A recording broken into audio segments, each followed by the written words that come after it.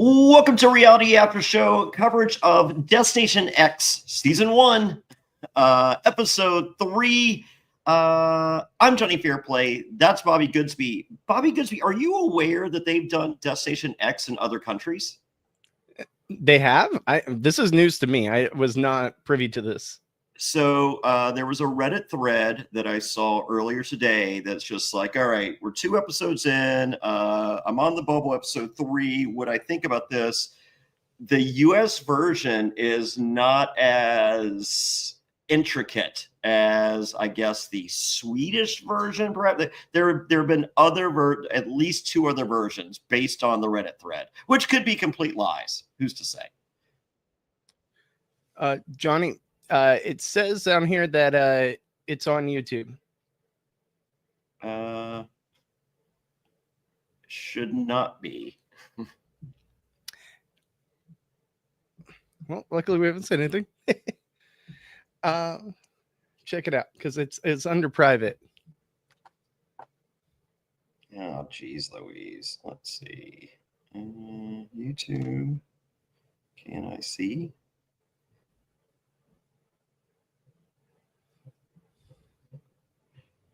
Live. It says private, only you and people you choose to see this video. This video won't appear on your channel or search results. So maybe it's just us. Yeah, I think it's just us. Okay, cool. Sorry, okay. Just making sure. All right, there you go, folks. Yeah, I think it was just you looking. Okay, all good. So maybe Reddit is lying, but from what I gather from Reddit, at least 2 other countries have done Destination X before, and the US is doing a dumbed down version. I'm okay with that. I know Americans, and I feel that all that tracks. After watching Korean game shows like The Devil's Plan and The Genius, I think American dumbed down is what the American audience needs. Because when my wife and I were watching The Devil's Plan Season 2, which was great, they'll start talking about the game that they're about to play. And I kid you not, just the description of that game takes about 10 minutes of the episode, just explaining it. I can't imagine being there in person trying to understand this. I'm at home having a couple beers, watching, trying to follow along. I end up getting more out of it while I'm watching them play than hearing the description. So I don't know. Like, we're definitely a dumbed down version of any reality show from any other country, being Americans. Yeah, and episode 3, Catching Feelings, changes everything. We're in France, and it's just like, okay, we're in Paris, right? So I'm okay. Like, I don't need a deep cut in France. Yeah, I don't either. But the thing is, like, France is so on the nose of what it could be that it's like, what else are they gonna pick, really? Right? Well, we'll ask Rachel tomorrow. True, but like you went to Rome, you went to Italy, you went to Rome, right? You went to Switzerland and you went to Geneva. Yeah. What do you think they're gonna pick for France? Well, if you're Rachel, it's cans. I mean, that's a stretch, right? Yeah. So, well, they were dancing the can, and the girl said movie, which you would think film festival. The clues aren't awesome. So, but the clues are figure out the country, and it is the most popular, most recognizable city in that country. Do you think that the play is also to find the most popular city in that country? So Paris, right? Yeah. And whatever else you think it might be, go from Paris and then just go a little bit towards that other city. Yeah. You can't really lose, right? Yeah. But stick in Paris. Stick in the Paris, general area, but just go a little off of Paris, right? And then if someone picked Paris and it's the other place, you're closer. Or if someone else picked Cannes and you're on Paris, but you're just a little off of Paris, you're fine. Yeah.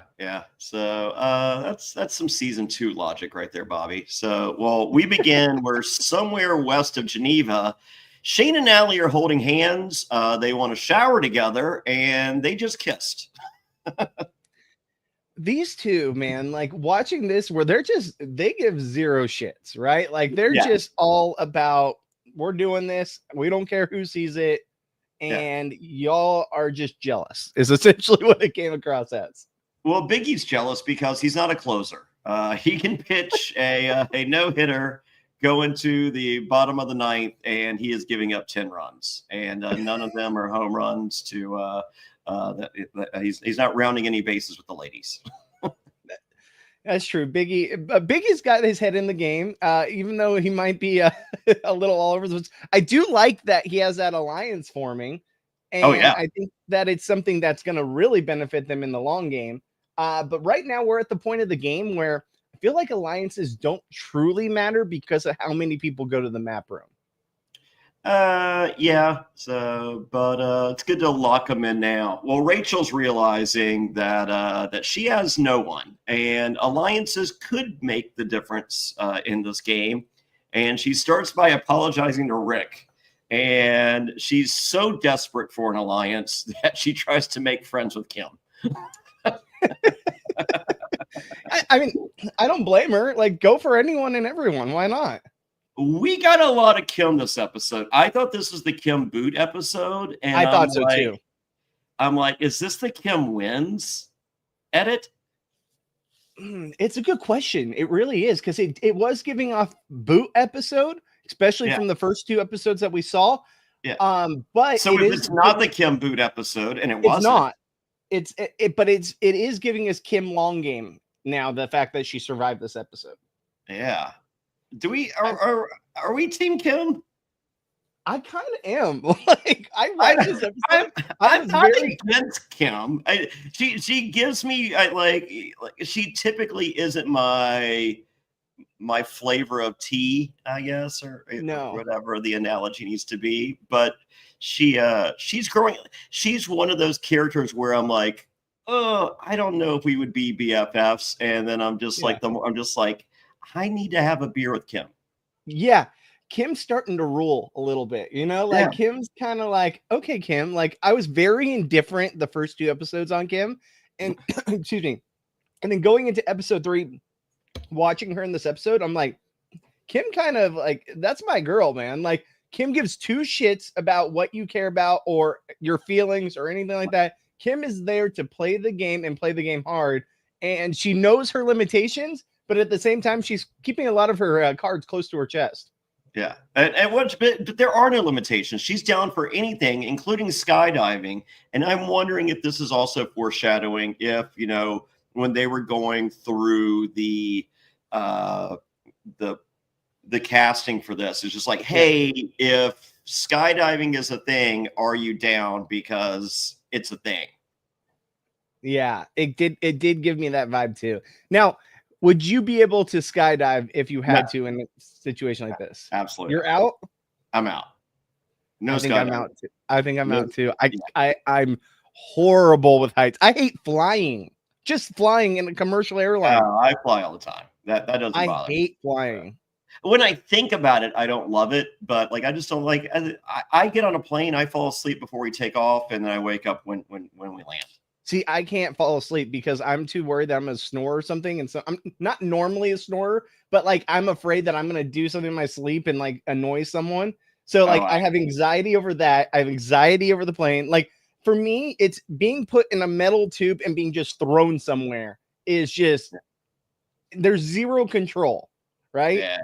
No, I'm not. I take off my shoes. I don't care. I snore. I'm all in. It's just like I'm like, look, I'm a professional traveler. You guys aren't. I can do what I want. I had to go fly. I had to fly from LA to San Francisco, which is only like a 45-minute, hour-long flight, and I literally was by myself, and I was like terrified because the turbulence. Like I just can't do it, man. I hate it. I hate it so much. See, Bobby, when you're the cruiserweight champion of the world, you can do whatever you want on a flight. Sure. Every episode, right? Every episode. Now skydiving, hell no. Like you're talking one of my worst fears. Yeah, no. Yeah. Skydive, bungee jumping. No, out. Yeah, I told my wife if we ever went on the Amazing Race and there was a skydiving thing or bungee jumping, she's doing it. Yeah. There's no way. That's always whoever's with me like that. It's an unwritten rule. Johnny, you and I could not go on the Amazing Race No, together. we cannot. we could go on like a lame Amazing Race. Yeah. We Not we a can real go one. on the Dondi Amazing Race. Sure. So, all right. Well, goggles on, goggles off. They're in amazing pairs, and Big Bush scares Biggie. Biggie and I are not the same. I'm a big fan of Big Bush. Oh God, you were an '80s baby, weren't you? Or '80s child, I should say. Yeah, no, that's definitely not my favorite thing in the world either. Oh wow, you and Biggie could get along. Maybe you get skydive. Maybe he'll skydive for you. I think it's a millennial thing, man. We're just not used to it. I don't know. All right. Well, there are 16,000 yards of hedges, and we have Jeffrey Dean Morgan over the intercom system throughout the maze. I'm cool with it. There are 3 checkpoints. Only the first one to each of the checkpoints gets the real clue. This is actually not fair for most of the participants because Shane and Kim are both track stars. Yeah, maybe 30 years ago, Kim. I love you. Kim is gassed after the first 10 meters. I mean, how big could this maze have been? I mean, this looked like it was 16,000 yards of hedges, so it's a lot. But like I feel like it's like your standard corn maze, right? But it's hedges. Like it's not. I don't know. For me, it's not rocket science, right? I mean, I don't know. I feel like I'm pretty good at mazes. I feel like my kids are pretty good at mazes. Good at mazes too. My wife would be lost. My wife, no. I don't feel anyone was really lost. It was basically first one to get there gets the clue. It was just who's the fastest. Yeah, and Shane was the fastest. Yeah. What did you think of this challenge? Because I liked this challenge in theory. Watching it play out, I was frustrated and didn't really understand until the end. It was fine. I felt like I got it. So it was like everyone who got to one of the clues second or third or fourth got bogus info. It was either you got there first they or not. guessed correctly. Like, there's a dragon. It's like, okay, it's obviously Croatia, but I'm just like I don't know. I didn't love this challenge. I didn't love it. I got it, but and it's just like, oh, was I first? It was like, no, Shane was first. He was the fastest. Like we've already, like everyone knows this. We've established this, and the other clues are just bogus, and that's it. So by they're just like the other clues are red herrings. It's like by red herring, absolutely useless whatsoever. Well, and I kind of would have preferred for the maze to be like, because it seemed like they were almost going in order, right? So like Shane and his forget. Yeah, once you're first, you're first. Like I think it should have been. They were 3 different directions. Yes. Yeah. That's what I was getting at. Yeah. And then like you're kind of forced to show you pick which pair you want to show your hand to. It's not the fastest to get to each one gets the information. It should have been like there's different information and people can get information from different ones, but they're all like Shane and them are furthest from a different location instead of just going in order. Yeah. So I didn't like that part. So, well, guess what? Shane and Ty get all the clues. It's France. They got all 3. And so they have a choice of they could choose a phone or choose a rose. And the rose, of course, for the Bachelor, Pilot Pete. And the phone, I got a text. My second favorite words in Love Island, number 1, of course, being Casa Amor. And yes, so Ty chooses the phone, Shane chooses the rose, and we do hear our humble narrator Jeffrey D. Morgan saying 2 new bombshells have entered the game, and also a Love Island reference. I'm okay. How do these people not recognize anyone from reality TV? That literally, when I have my notes, so I'm just like it's Pilot Pete and Jaina. Ty can save. Shane can send to the map room. Neither one of these 2 watch television, and I'm like, Oh no. And so, but there is hope for humanity as we know it. We'll get there. Yeah. Kim says catching feelings changes the game. That's how we got the title for this episode. Kim with the title of an episode. Once again, possible winner at it. Possible winner in it. Yes. Shane and Ty, they share their info with Biggie and Allie, but Ty doesn't like showmances. And so as a result, she hedges her bets with Rachel and Mac. And it's double confirmed that Rachel really wants to be a mom. Fast forward, we are at Jeffrey's Country Chateau. And of course, there's a Eurasian colored dove flying above and chirping, which Rick says, oh, we're obviously near a major metropolitan city. If we are in France, it's got to be Paris. I am done. Go ahead, put me in the map room all you want. I am safe. So everyone has to raise their plate. Ty has the X under her plate. She gets to choose who she will go into battle with. She chooses Rachel, not the best alliance member. Mac chooses Kim because she thinks Kim can't do anything. Shane versus Rick. Biggie versus Allie. And to which Jeffrey Dean Morgan says, people get nervous when I have a wooden stick in my hand. Oh my God. We quite the callback to Walking Dead. We love Negan with the stick, with a wooden bat in his hand. But no, it is not a bat. It's croquet. And little known fact about Jonny Fairplay, Bobby Goodsby. I collect antique croquet sets. What don't you collect? Sports cards. Actually, I know this. I have sports cards. You have a few. Yeah. So, but in my basement, I believe are probably 4 or 5 antique croquet sets. Why? I like them. I haven't played them forever. You should go on like Storage Wars or something. I know. I feel like that's Jonny Fairplay 2025 status is like Storage Wars or American Pickers. Yes. So I like croquet sets. So if you were paying attention to Jeffrey Dean Morgan walking across the lawn, he is wearing Louboutins. Those are red bottoms for those that know, and Louboutins are definitely Paris, France. And okay, how did you like them showing that clip of him like showing off the bottom of his shoes?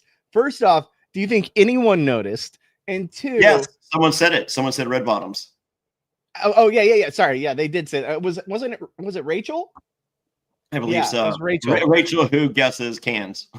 Who guesses cans? Yeah. I just think it's so ridiculous that they're hiding stuff on his body. Like once you picked up on that, like now I would just be looking at everything on him, right? Whoa! Tell me how you really feel about Jeffrey Dean Morgan.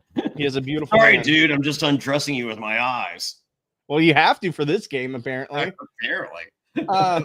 Another thing I wanted to say. Jeffrey's bulge is bigger. You know what that means? They're in German. He's got a sausage down there. We got a Vienna sausage over here. Oh no.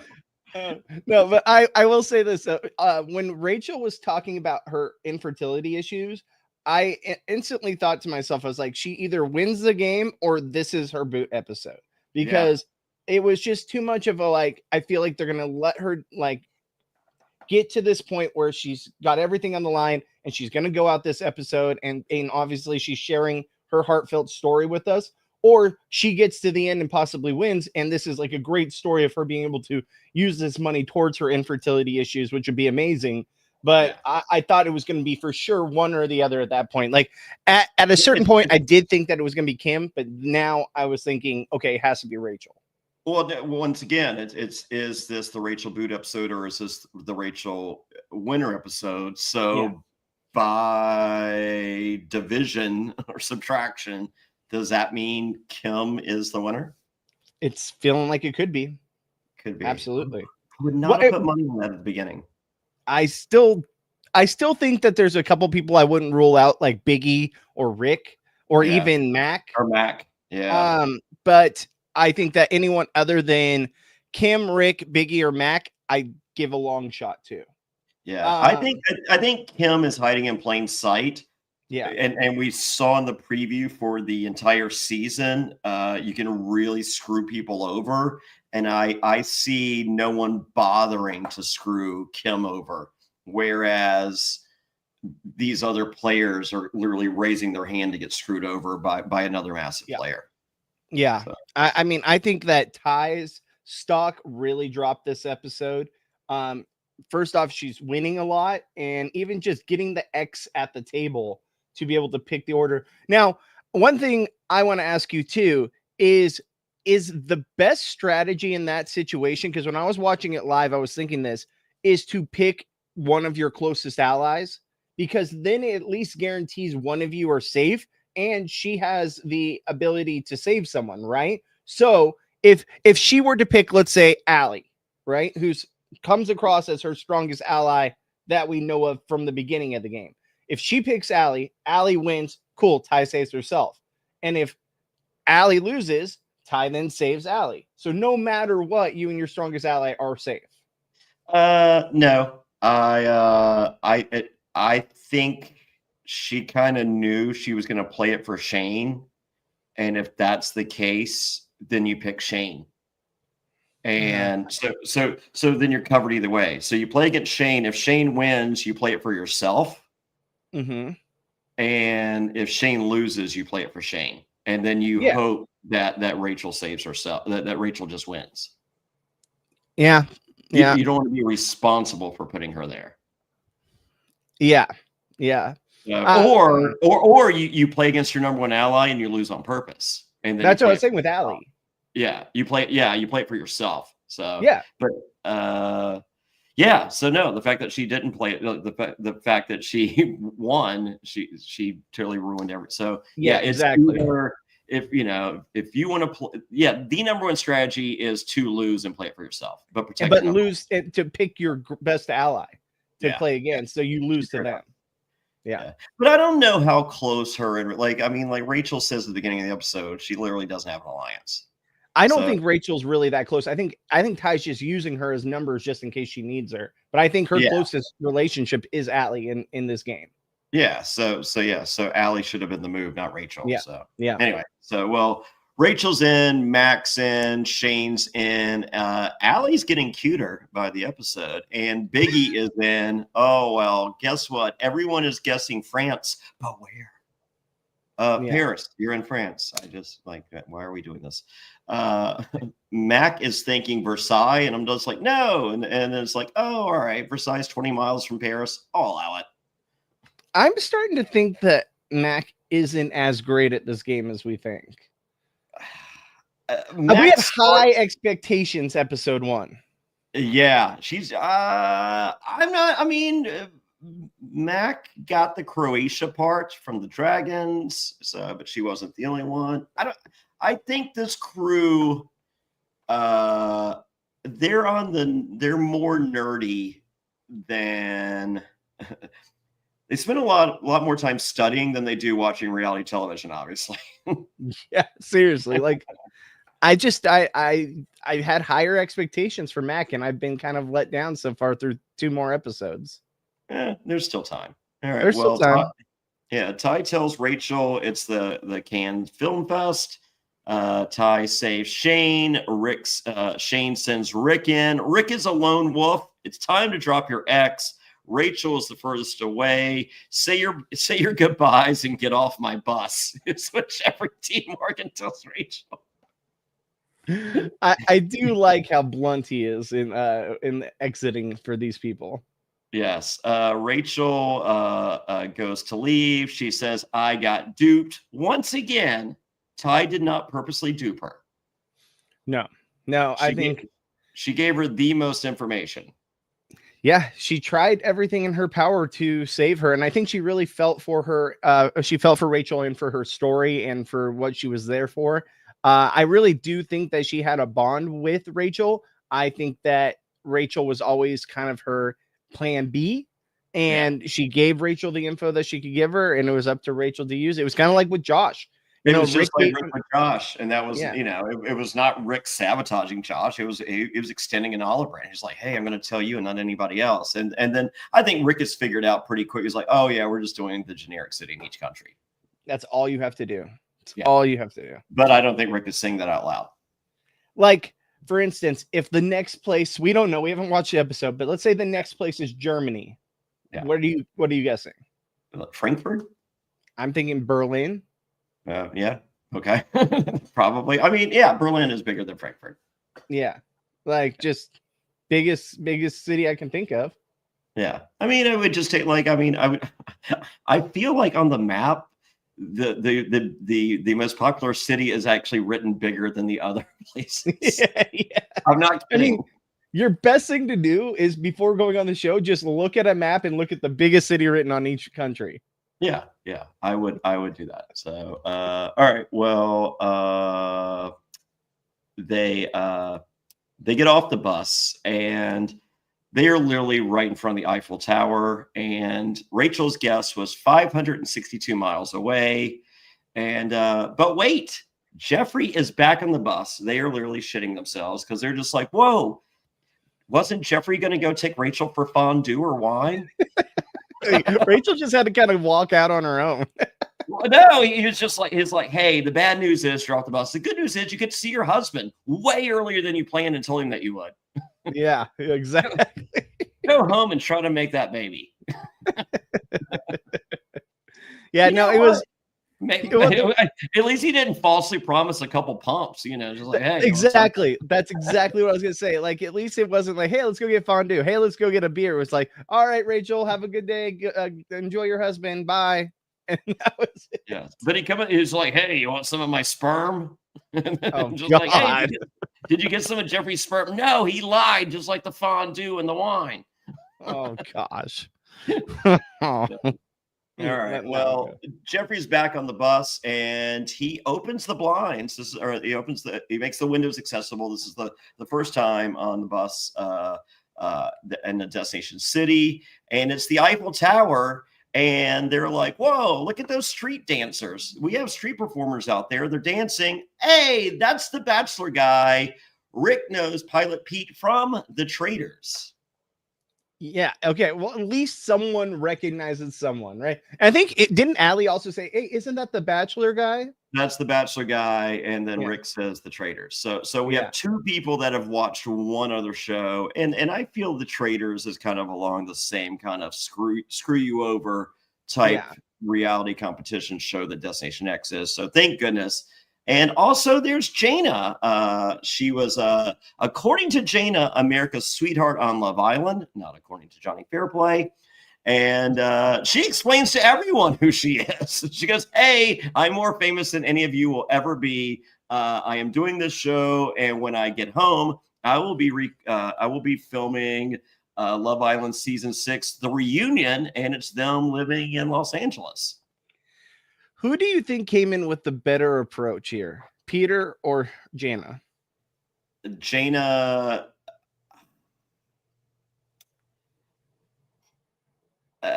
Pilot Pete. Yes, Pilot Pete, 1,000%. Yes. Like, so Jaina informs the audience at home she is a military brat, therefore she's been all over the world. Peter tells everyone that he gave Shane the advantage, and Shane's like, yeah, I set what up. And they're like, whoa, what about you, Ty? Like, you didn't meet Jaina? She's like, nope, clue's just there, just sitting. I don't like it. I believe it fell from the sky, if I'm not mistaken. And Jaina's like, whoa, I can't trust her, and the rest of the bus won't either. Ty is screwed. She blew Ty this is so screwed. bad. This is, there's a lot of walking this back if you're Ty. I don't think you can. I really think I don't think there was a reason for her to have done that either. There's no reason because like it wasn't like Ty didn't know that was Jaina from. If Ty knew that was Jaina from Love Island, she could have been like, oh my god, I gotta keep, So she had no idea that she just thought it was some girl that handed her the clue. And like, excuse me, even for Shane to be like, oh yeah, I mean, I don't know this guy at all. I didn't know who he was, but yeah, this is the guy that I saw. Like, at least he says his name's Pete. I figured he was. I thought he was a PA. Yeah, like at least he's telling the truth. And then for you to have two people come on the bus and Yeah. one of them talked specifically to Shane, who won the competition with you. What did the other one do? You then to say, I don't know this other person. I've never seen them before in my life. No one's going to believe that. No. And it's not like, Jaina, it's just like, could she have possibly? It's just like, I don't know. I don't remember her being insanely beautiful and talking ridiculously fake. The voice is a lot. The voice changed throughout Love Island, Bobby. Did it? Yeah. I didn't watch Love Island, so I don't know. It depended upon her mood. This is the fake voice. Gotcha. Which you get 90% of. All right. So now that she fell in love with Kenny, who is the most boring person in the history of reality television. And it's just like, Kenny, don't screw this up. Stop being so boring. America love us. And I'm like, oh my God, this is so painful. And I think she finished second, maybe third. Okay. I think she finished third. And I'm just like, how? Are they still together? I don't think he has a choice. I think she was just like, we're doing this fucking sequel, motherfucker. The spinoff. The spinoff of them. So they all live in Los Angeles. Everyone from last season. Oh, so they're doing another season of it? So Love Island season 6, they're doing a spinoff of them living in Los Angeles, not the villa, like them just in real life. So now it's Love is Blind? No, it's just Love Island. Well, like this, Love is Blind, they go and live together at a certain point. Yeah, but this is like it's a year later and they're living in Los Angeles and most of them are still coupled up. Weird. Except for like Rob, who was like one of the favorites, but rumor and innuendo is he's on Dancing with the Stars. I don't watch the show, so you have to fill me in on everything. That's it. Okay. So now that we have the full cast, what are your expectations for the rest of the season? Because basically we're starting the season over essentially right now. Yeah. This might have been the beginning of the Kim winter edit. I still like Rick. I still like Biggie. I think Pilot Pete and Jaina could be a force, but potentially falling just short.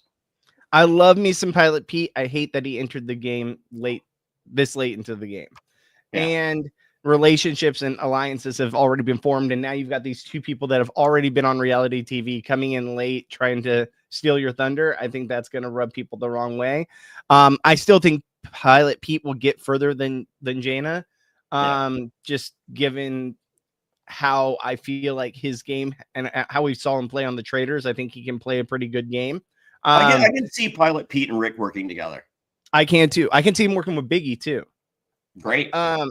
I think that we could have a real bros alliance here soon. I'm down for a bros alliance. Because that's kind of not that Pete had a bros alliance because Trishelle was part of his alliance on the Traders. I definitely think he does do better with the male counterparts. Yeah. Now, as far as this season, I still think this has been a lot of fun. I do think my interest has been waning a little bit just because the episodes are just kind of like the challenges are kind of whatever. And then it's just instantly in the map room. Like when you're out there just playing croquet to decide who's safe, it's not really riveting television. Yeah. So that's okay. Well, let's see if we get there. Let's see if we get there. I'm not against it, but my interest is not where it was after episode 1. Yeah. I got some positive vibes for episode 4. I'm hoping so, and I'm excited to see Peter and Jaina and Pilot Pete know how to make good TV. So whatever we were missing on episode 3, I think they're going to give it to us. All right. I'm looking forward to it. I think Jaina versus Ty episode 4 is going to be fun. I think Ty's not long for this game. I think this might be the Ty boot episode, but let's see. Maybe she survives because it really comes down to can you put a freaking pin on a map? Yeah, you never know. All right. All right. With that, follow Bobby Goodsby at Goodsby Bobby on the gram. I'm at Jonny Fairplay, no H and Johnny. Go to JonnyFairplay.com, no H and Johnny again. Links to everything. I have about 30 cameos sitting here in the queue. everyone would like a cameo from Jonny Fairplay for Father's Day. You guys are smart. I do pretty amazing cameos. So that's what I'll be doing with the rest of my evening. If you'd like to be included in that, go to johnnyfairplay.com or just cameo.com/johnnyfairplay. As I said, links to everything there. Links to everything website related with the podcast or podcast related with is available on the website. Go to realityaftershow.com. And with that, thank you, everybody. And we will see you guys tomorrow. We have Rachel joining us for the exit interview, and pretty excited. Lots of questions. Get ready. Until then, bye, everybody. Bye, guys. Happy Father's Day.